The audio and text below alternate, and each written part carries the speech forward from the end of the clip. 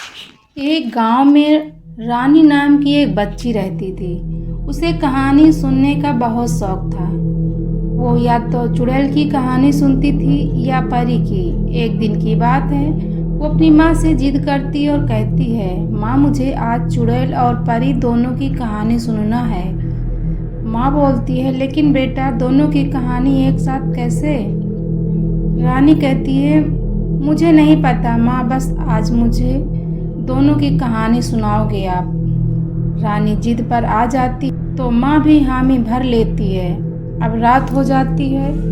रानी अपनी माँ को कहती है, माँ मुझे वो पास वाले महल में जो चुड़ैल और परी थी उसकी कहानी सुनना है।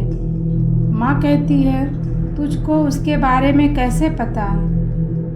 माँ मेरी सहेली ने मुझे बताया था। मैं तुझको वो कहानी नहीं सुना सकती। लेकिन क्यों माँ? अगर मैंने आपको वो कहानी सुना दी तो चुड़ैल और परी दोनों ही यहाँ आ जाएंगी, इसलिए मैं वो कहानी नहीं सुना सकती। ऐसे कैसे? दोनों साथ साथ में आ जाएंगी? वो दोनों तो अलग हैं ना माँ। अलग होने के बाद भी वो दोनों साथ आ जाएंगी। आप मुझे कहानी नहीं सुनाना चाहती, इसलिए आप बहाने बना रही हो।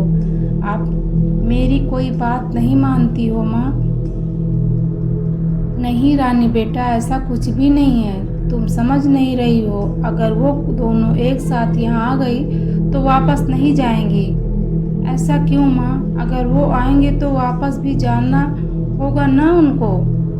रानी जिद करती है, लेकिन माँ नहीं मानती और रानी को डांट कर सुला देती है। दूसरे दिन रानी अपनी सहेली मुनमुन को कहती है, मुनमुन मेरी माँ ने मुझे वो चुड़ैल और परी वाली कहानी नहीं सुनाई। तो मुनमुन रानी से कहती है, मुनमुन कोई बात नहीं, मैं सुना दूंगी। रानी कहती है, लेकिन मेरी माँ ने कहा है अगर उनकी कहानी कोई भी सुनाता है तो वो दोनों उसके सामने आ जाती हैं। मुनमुन कहती है, हाँ सही कह रही थी तुम्हारी माँ। रानी कहती है, फिर तो वो हमें नुकसान पहुँचा सकती हैं। मुनमुन कहती है, नहीं, वो किसी को नुकसान नहीं पहुँचाती। मैंने उन्हें देखा है।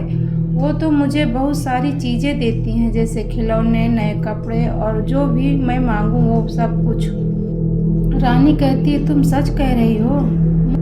मुनमुन कहती है, हाँ रानी। रानी कहती है, फिर माँ ने ऐसा क्यों कहा? मुनमुन कहती है, क्योंकि पहले ऐसा ही था। वो दोनों बहुत बुरे थे, लेकिन अब ऐसा नहीं, और वो दोनों ही बहुत अच्छी हैं। रानी कहती है, क्या तुम सच कह रही हो मुनमुन? हाँ रानी, चलो अब मैं तुमको कहानी सुनाती हूँ। और मुनमुन रानी को उसकी कहानी सुनाना शुरू करती है और कहानी खत्म होते ही चुड़ैल और परी दोनों उनके सामने आ जाती हैं। रानी दोनों को देखकर डर जाती है। चुड़ैल के बड़े बड़े दांत देखकर वो रानी उसके पास भी नहीं जाती, लेकिन रानी को परी बहुत अच्छी लगती है।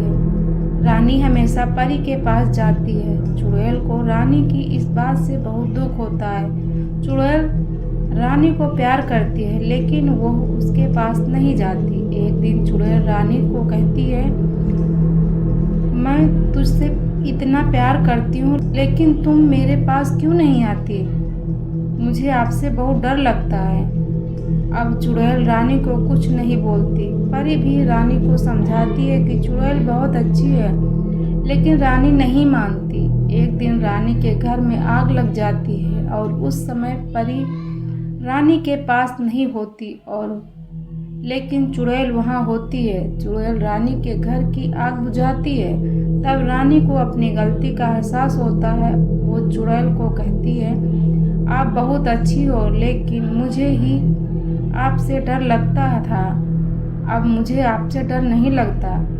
चुड़ैल को रानी की बात सुनकर अच्छा लगता है, और अब चुड़ैल और परी दोनों रानी और मुनिया के पास आते हैं और कहते हैं, चुड़ैल और परी बेटा, हम ज़्यादा समय तुम लोगों के साथ नहीं रह सकते हैं। हमें महल वापस जाना होगा, लेकिन तुम लोगों को जब भी हमारी ज़रूरत हो हमें बुला सकते हो। रानी, मैं सबको बताऊंगी कि आप दोनों बहुत अच्छी हो। चुड़ैल कहती है, अच्छा, ये तो बहुत अच्छी बात है, लेकिन तुम्हारी बात सब सुनेंगे क्या? रानी कहती, हाँ, सबको सुनना पड़ेगा। परी कहती है, इससे अच्छी बात और क्या हो सकती है। गांव में चुड़ैल और परी को सब बुरा समझते हैं, लेकिन रानी और मुनमुन उन दोनों के बारे में गांव वालों को बताती है तो गांव वालों की आंखें खुल जाती हैं। चुड़ैल और परी को लोग बुरा कहना बंद कर देते हैं। तो दोस्तों, ये थी आज की कहानी। मिलते हैं आपको नई वीडियो में नई स्टोरी के साथ। तब तक के लिए बाय बाय।